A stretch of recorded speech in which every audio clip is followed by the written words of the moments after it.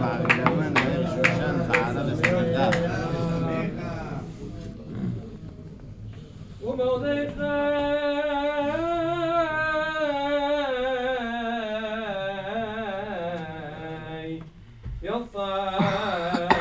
מלפני המלך בלבוש מלכות תכלת בחור ועטרת זהב גדולה ותכריך בוס בארגמן והעיר שושן פעלה ושמחה ליהודים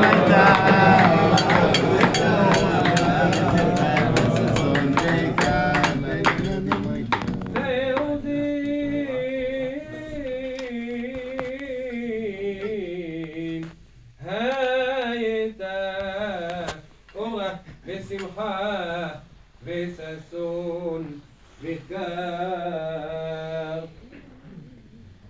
בכל מדינה ומדינה בכל עיר ועיר מקום אשר דבר המלך ודתו מגיע שמחה וששון ליהודים משתה ויום טוב ורבים מעמי